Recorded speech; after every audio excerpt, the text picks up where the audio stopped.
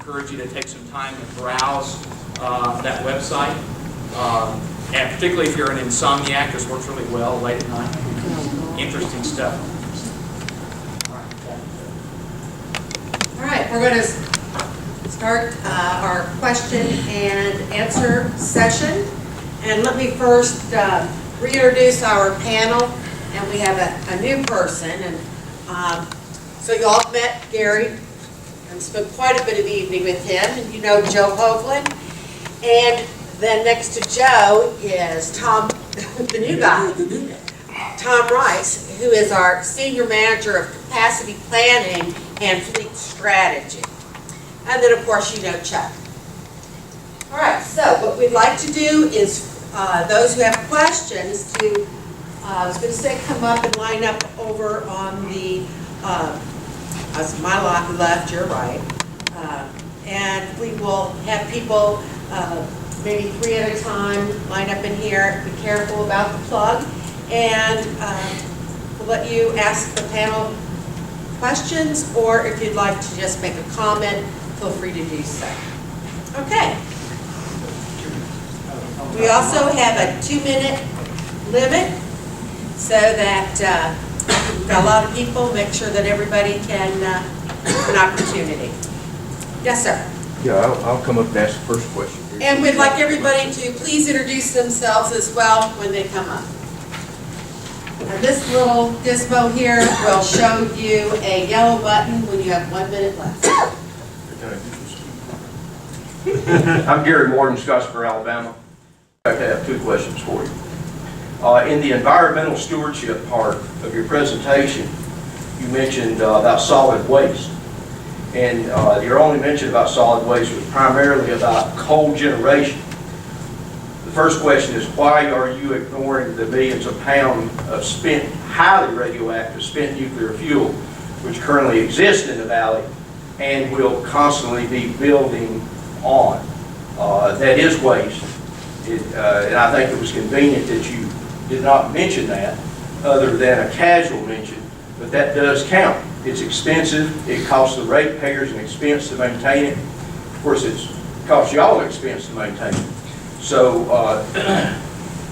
waste is the issue. Why do you not include nuclear waste in that? Let me go ahead and ask the second question, if I may.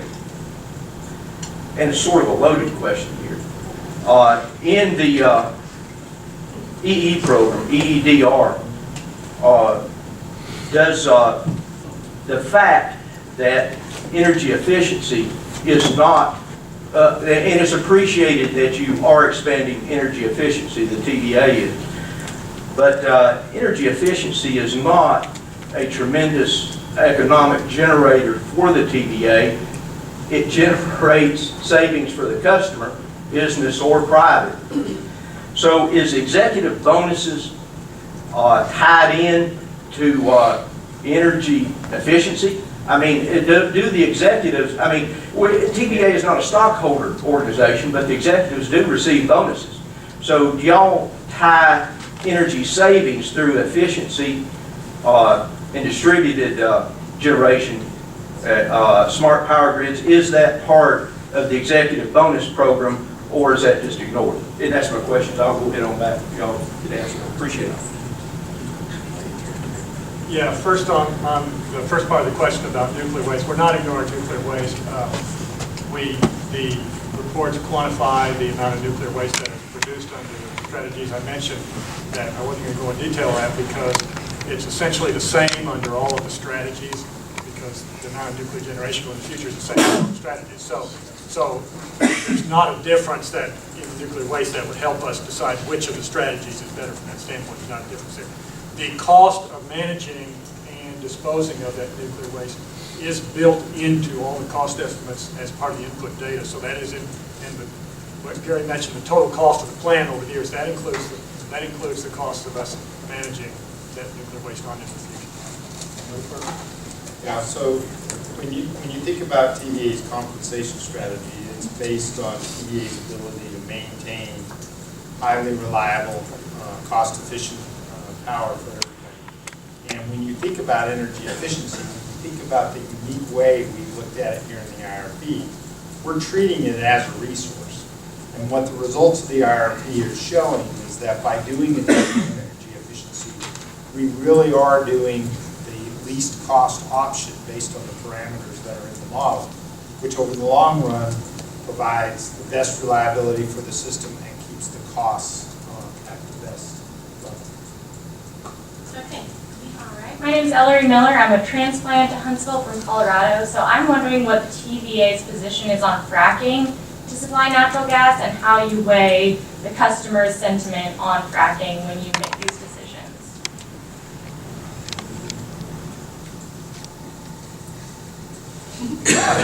So we're all trying to tell you. We like fracks. No, we buy natural gas on the market. A portion of, obviously, a portion of what we're buying is gas produced by fracking. But that proportion changes depending on who our suppliers are at the moment and what pipeline systems those suppliers are using to deliver us the natural gas. There is an extensive discussion of the impacts of producing and transporting of gas, particularly from fracking in the environmental impact statement. We're very cognizant of the potential environmental impacts of producing fracking gas, the methane emissions that are a result of those sorts of things. So, yes, we are considering that. And just to kind of tag on to that, our scenario analysis also looks, I talked about the uncertainty that we build in around our fuel forecasting. Some of that uncertainty is driven by the potential that there may be fracking regulations affecting certain basins where gas is currently produced, so that we have some, we're making some effort to say what happens if that becomes an issue and some of that fracking is either reduced or eliminated. So we try to look at both ways, both as Chuck said, in the environmental impact. Both from the availability as well as the cost. That's right. Too, because we anticipate if there are more stringent regulations, some fracking will probably still occur, but the cost of it may not. Thank you. Go ahead. My name is Bill Carswell with the University of Alabama, Huntsville, and the Energy Huntsville Initiative. Thank you for being here and remarkably well prepared. I saw almost no glances at the slide. That was very impressive.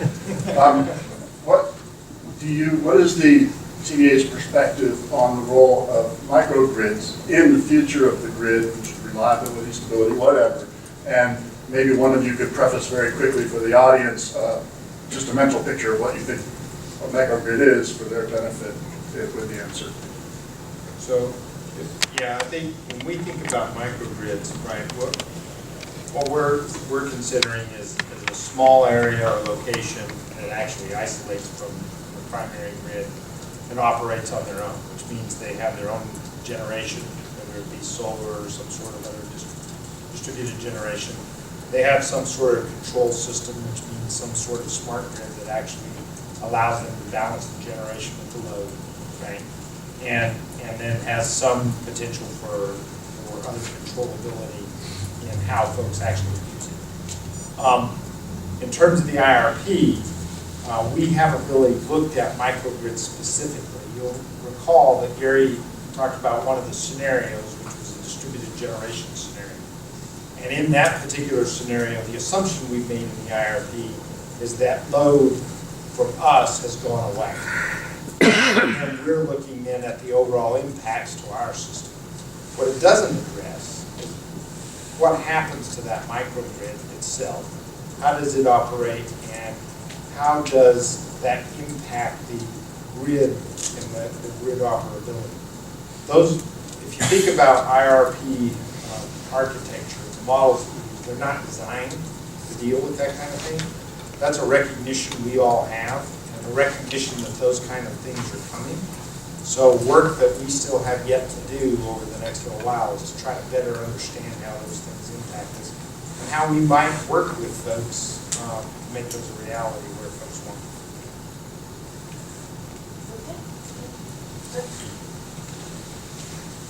Hey, my name's Dan Schultz. I live in Skyline. I grew up in Huntsville. I guess looking at your presentation, I kind of follow with the lady from Colorado. There is a real disruption in natural gas due to earthquakes from fracking. You know, your energy projections are making up all the power loss from coal going down by burning more gas. So if you really do lose a significant amount of gas, it looks like you're going to have a power shortfall. And I guess what I'd say is, there's no, I guess the second thing I'd say is, big generating capacity like coal or nuclear is going to be stagnant. And if y'all keep running the same nuclear plants for the next 20 years, Browns Ferry is an old plant. I know the NRC license plants, the expected lifetime for a nuclear plant is 40 years. Browns Ferry is at that. It's a boiling water reactor like Fukushima, it's old technology. Why don't you go ahead and make the investment and build Belfont, just like you completed Watts Bar, you're at the top of the learning curve with your construction team, your engineering team, and that's a pressurized water reactor, so it's going to be safer. Give a little higher power density than what you have in Browns Ferry, but basically you're carrying the nuclear plants as they are for the next 20 years as they are. And I guess y'all are going to look at refitting piping and costs associated with that, but if your power generation capacity is tight, you lose gas, you have outages to re-pipe and re-sleeve, I think there's going to be a significant power shortfall. Have y'all looked at that in IRP in terms of aging nuclear plants, and what if we really don't get the gas that y'all are thinking you're going to get? Yeah, it's a great question, and as Gary talked on in his presentation, you do see the gas portion of our portfolio growing. Do bear in mind that a large portion of that are peaking plants that don't dispatch very often, but are needed for a cold winter morning or a hot summer day so we can maintain our reserves. We do look at a wide range of natural gas pricing, including, there's not a lot lower it can go really, but there's quite a bit of upside there. So in our stochastic or uncertainty analysis, we're looking at a wide range of gas prices and what that does to rates.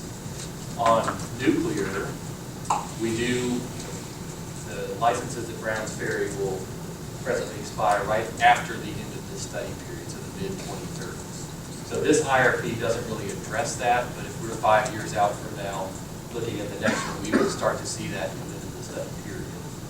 We did look at a couple of nuclear options, including a pressurized water reactor, we looked at development options as well as SMRs. And we're doing some sensitivity studies around those now. But essentially with the relatively modest load growth that we're seeing, we're projecting going forward, and increasing efficiency in renewables, we're seeing the need for some more flexible kind of resources at this point. And one other point to add is when we finish Watts Bar at the end of this year, that's 1,100 megawatts of additional nuclear over where we are now, which sort of from a fuel hedge perspective makes a big difference in the portfolio. Hi there, I'm Ronnie Bowles with General Automotive Machine Shop and Manufacturing Company in Huntsville. I want to thank TVA for trying to do the best they can under the load they've got, because I know you don't have any good choices.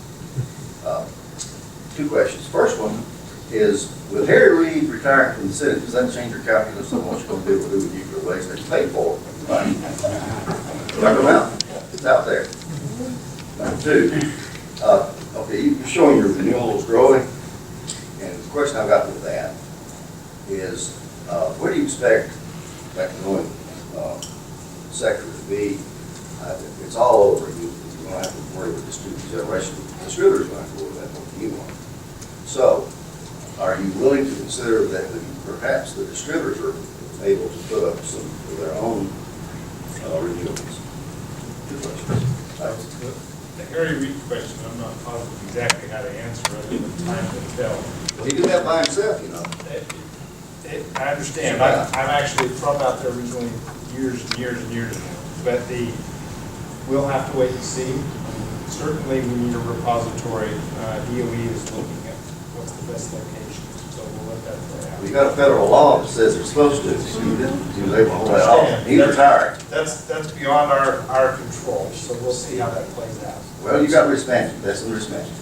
In terms of the solar, I think Just renewables in general. well, okay, renewables in general. I think when you think about Or let's say just generation, distributed generation. Where is it going to be? Are you going to allow your distributors to do some of that?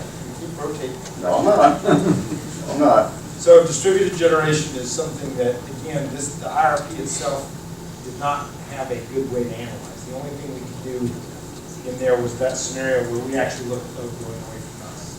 And that gives us an idea of what the cost impacts are and our generation at the supply side level. What it doesn't address, and to your point, is what happens on the distribution side. Now, clearly, there's a desire from our customers, there is a desire from their customers to have distributed generation. That's growing within the valley.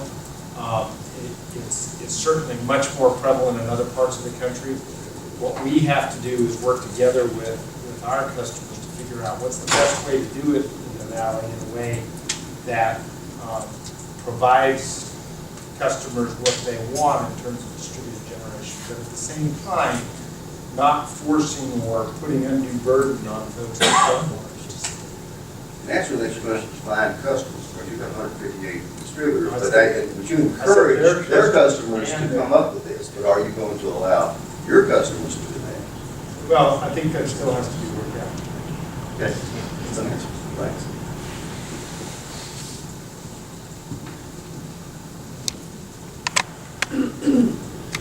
Sheila Stewart with Nexus Energy Center. Appreciate you guys coming out, talking to Huntsville today. We all know, everybody in this room knows that efficiency and conservation is one of the best ways we can pull in our resources. And I was wondering why the renewables are not renewables, but the efficiency part of your plan is in the longest areas, like the furthest out. And that's the closest things consumers, we can go and change a light bulb or cut off a light. So why is it like, 20 plus years out in the plan? And if that's not so important, then why are you advertising like to E-score and things like that? I'm mostly speaking about residential consumers. Yeah, that may be just the way it was displayed on the chart, but we're heavily involved in efficiency efforts now. TVA spends well north of $100 million a year to promote efficiency in the valley. Sometimes when we do our charts, we get stuck on baseline. So what year do you start counting from and all those sorts of things. But what we see in a lot of the IRP results is that even from the aggressive position we have today, there's room to do more. And it happens soon. Yes, very soon. It's right. Yeah, it may just be a way that was displayed on that chart.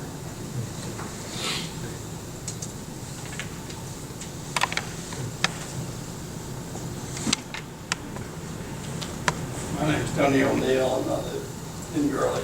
I've got a farm, I've got a 50 kilowatt solar array system out there.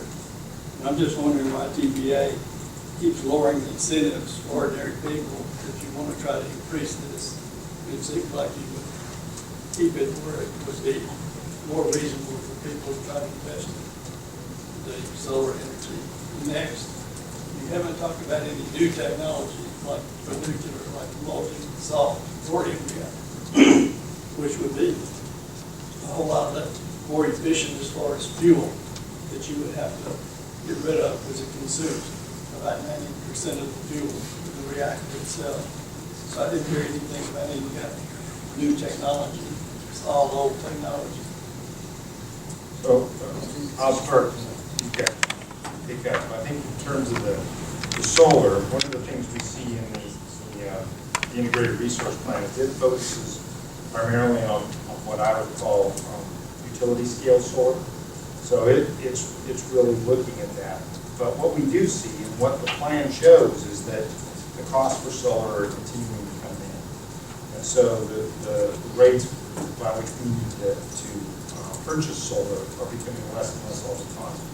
When you go to solar that is on individual homes or belongs to individual property owners, we're trying to provide an environment where those technologies can have an opportunity to grow. But at the same time, we have to be very cognizant of other ratepayers in the valley, because every time we pay for one of those beyond what our normal costs would be, that's ending up showing up in our rates that somebody else ends up paying for. So figuring out how to balance all that, there's still some work that has to be done. That's outside the scope of the IRP itself. In terms of, advanced nuclear technologies, from the R&D perspective, we're watching those and we're involved in a number of organizations that works on those. But as Gary pointed out, these guys are planners. Planners like certainty. So it's very difficult for them to put in a technology that they can't get their arms around exactly what the cost is, the capacity factor, and all of those kind of things. So we don't include those in the IRP, but that doesn't mean that, we're not interested in looking at them for the future. And I'd like to just add that a lot of the renewable resources that we see as being the most cost effective tend to be utility scale, larger installations. So that's where a lot of the economies happen. So that's where we start to see some solar pick up on our system, including the announcement earlier this year of a new solar farm not too far from here. With Avion Solutions, Energy Huntsville, AEE, just plain interested, I think. Anyway, follow-up question to solar. I have a 20 kW system on my car, and talked about, I appreciate your answer, that was exactly how I expected it. What is the, I know you pay extra for it, I get the 4 cents, I'm the 4 cent range. I got my company to a 50K system 2 days before the 4 cents ended, so hoorah twice. What is the value of the RECs? I realize I signed the RECs over to TVA, and so you guys get the RECs. I have no idea. I know there's a commodity market for that and everything else. And I know that's probably what helps you a little bit on the 4 cent side of things. But what is the value of the RECs from all the solar systems or green energy that you get? Well, Take zero. yeah. Okay, so you guys, what do you do with the RECs? You don't do anything? Well, You use them, okay. So, but there is value there. there are value, but in the market, in the area that TVA is in, there's really not any sort of liquid market trade. That's Tom's point. I'm in finance, but Okay, good. But there is some value there.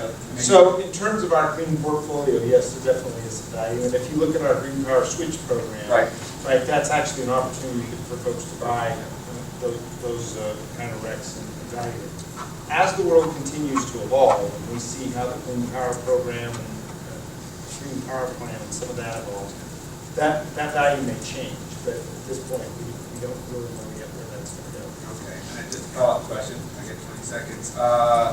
You had a comment on your chart that the renewable or EE areas may lead to higher rates later. I'd like an explanation in a second.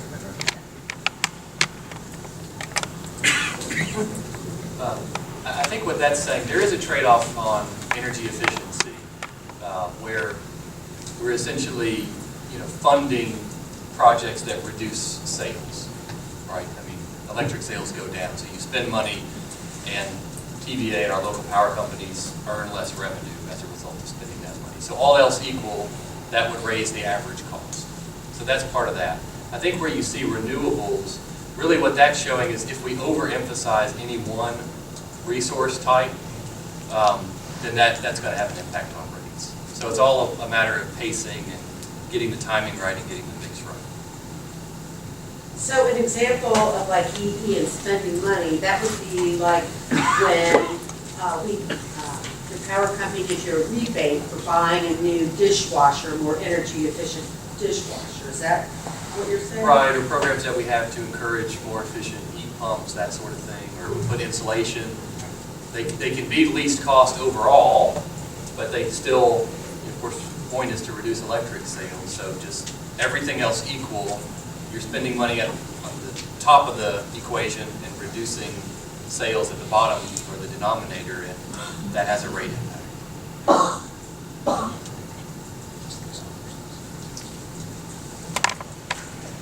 My name is Daniel Tate. I'm with the Alabama Center for Sustainable Energy, and just had a quick question on the evaluation process that TVA uses with other southeastern states. If you could just kind of expand upon how you look at energy efficiency and renewable energy programs in other states like Georgia, Mississippi, and Arkansas that are all kind of moving and doing some interesting things. If you could kind of explain how TVA through the IRP process looks at that activity in the southeast and how you respond to it, if it reflects anything in the IRP. And we totally ignore all.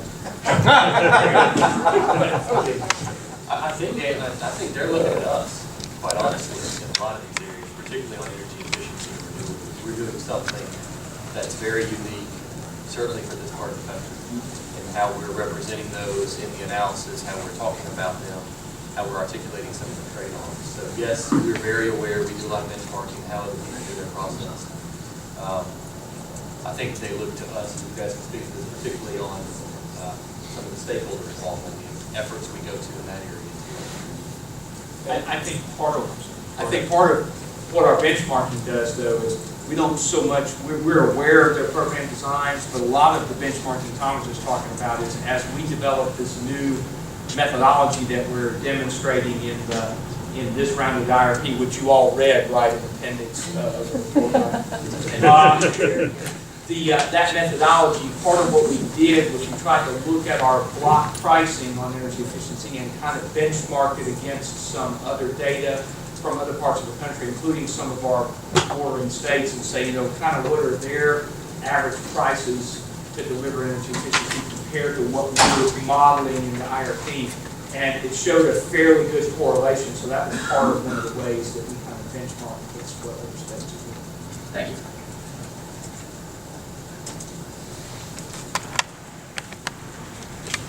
I'm Ira Westbrook. I'm with S&P Technologies. I've got a question follow up to Bill's in regards to microgrids. Are they legal? And from a sub-meter perspective, are there policies out there to drive if the sub-meter, how it's done, and just mandate everything out there to drive out? So, in terms of policies, you need to look specifically with the local power company in terms of what their requirements are in terms of interconnection with their grid or isolation requirements with their grid.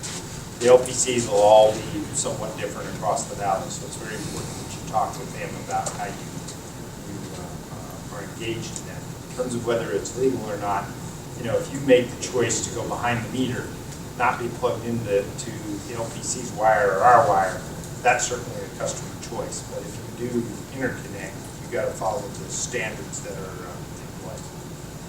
Thank you. Any other questions?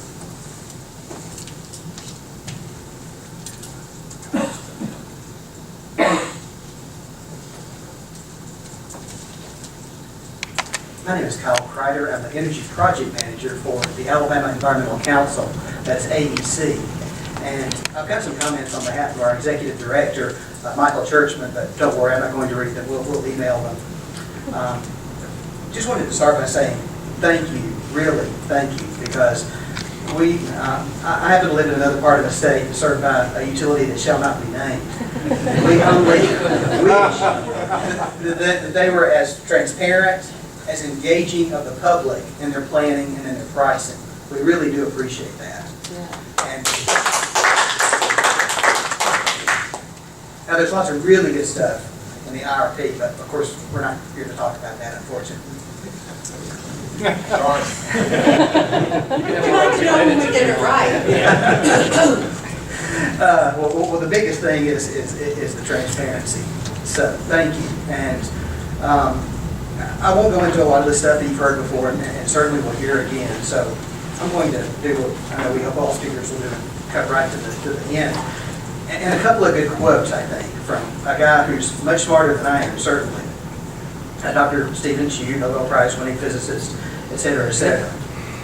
And this, of course, has to do with energy efficiency and solar power, because at AEC we're involved in a group called ASK, Alabama Solar Knowledge. So we're excited about things like energy efficiency and solar power. But somebody much smarter than all of us on this, Dr. Stephen Chu. And this is a quote.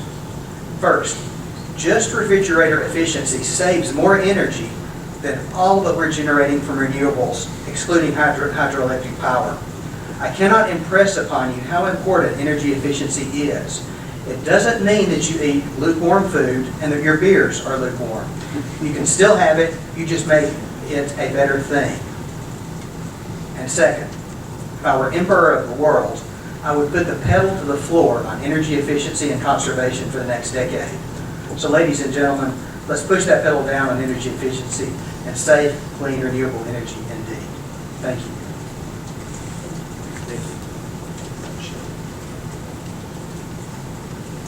All right, last call. Can I have one question? All right, Does TVA... stand up. Hey, Dan Schultz again. Turn sideways, can y'all see me? Does TVA export power or buy power, or does it depend, like, you know, when you peak on natural gas, people are waking up, people are going to bed, they come home from work? And why I'm asking this question is it's a risk-based question, because every utility in America is going to buy more natural gas. Right? If there's a real hit to natural gas, you won't be able to buy power from other providers on the grid. So I guess I'm really asking in a way is there a buffer of surplus power in case there is some sort of hit that TVA has a surplus? And how does that surplus look over time? Yeah, I'll answer that. I actually used to manage our power trading desk, so yes, we buy a lot from neighboring systems, and TVA, from a natural gas supply perspective as well as an electricity perspective, is actually situated in a great spot. We've got gas we can get from the south, we've now got gas we can get from the north, and geographically we're connected to a lot of different markets. You asked about a cold winter morning, so anybody can guess where we buy power from on a cold winter morning? Florida. So I mean, we have a lot of options there to help balance, and we do that. Now we don't plan the system to do that from a reliability standpoint. We don't count on any of that to meet our peaks. But what we do is sort of opportunistic transactions. If we can buy it from somebody cheaper than we can make it, we'll do that. And if we can sell, now we have some restrictions on who we can sell to, but if we can sell and earn a margin there, that serves to keep everybody's rates low. Yeah. Talk about the reserve margin. Yeah, good point.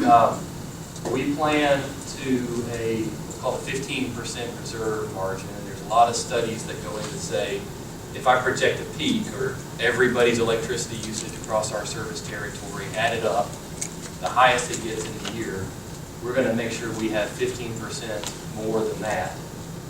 Steel on the ground, doesn't count these purchases, short-term purchases off the system, so that we can reliably serve the load if we have a plant trip off or we have an issue on a gas pipeline or something like that. And that's a study that our group does. Every 2 years or so, we do what's called a long-term reserve margin study, and it looks at weather patterns, it looks at pipeline issues, and it looks at all that and says, how do we strike that balance of making sure we've got a robust, reliable enough system that doesn't cost too much, but reliability is paramount. So, geographically, we've got a lot going for us in this area. Joe, do you want any comments? Wrap up? No, I will reiterate what Gary said before. We do appreciate your input and comments. Well, we definitely tried to capture the gist of the conversation here. If you've got a particularly comment you want for the record, we need you to go to the website and make sure you put that in. I'll go to the website up here. And I believe there's also comment cards in the back. I really appreciate all of the folks that came tonight. Conversation. Did I see a hand go up back there somewhere? Can we go to the microphone? Yep. Okay.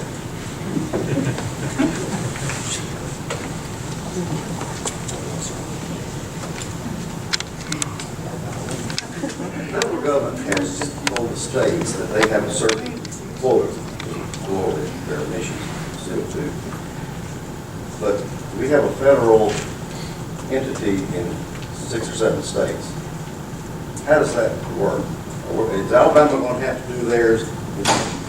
Do they include TVA, or does TVA play with Alabama? I mean, you're a definite animal. You're a different animal.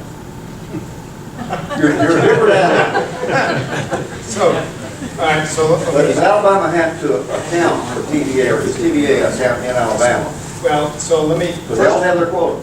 Well, so let me back up. When you think about the Clean Power Plan and the way it's been proposed, first of all, TVA is, the fact that we're government doesn't make any difference. We're a large generation and transmission company. We're similar to for example, Southern Company would be, or AEP would be, where they cover large regions, we cover large regions. So when it actually comes to the clean power plan, to your point, it's really going to be driven by the states. They're the ones that are going to have the goal. It is very unclear at this point as to how somebody like TVA or somebody like Southern Company would make that work. Whether you'd have, like in our case, you'd have to have 7 different plans you're working to. That's right. Whether the states would come together and work together in our service territory, whether we would work with Southern Company, all of those things are still being thought about and discussed and worked out in the plan. And until EPA finalizes that, we really won't know. But you cut your deal, your board cut your deal in 2011, I think. No, not related to the. Not related? You're not going to get credit for that? No, not the 2011 agreement we had with EPA had to do with emissions around sulfur dioxide and NOx. NOx and SOx, but not CO2. Yeah, it didn't have anything to do with CO2, because that's not a regulation at this point, right? It's proposed, but it's not actually here. So, now, but what we get to take credit for and don't get to take credit for is also part of this ongoing conversation about how EPA is going to regulate it. We're not sure what the results of that. How do you settle it? Sorry? How do you settle it? You don't have to settle with TVA, or you have to go to courts? How are you going to? Well, You got to work that out. yeah, Because if you get credit for it, you got a lot of work done already. Well, yes, we do believe, and in fact, the charts Chuck showed that we've made good progress. How that applies to the rule remains to be seen. Go after it. Thanks. Okay, thanks again. We appreciate your coming tonight. We do have there will be a few of us staying around for a few minutes if you have some questions. Drive safe, and we look forward to receiving your comments on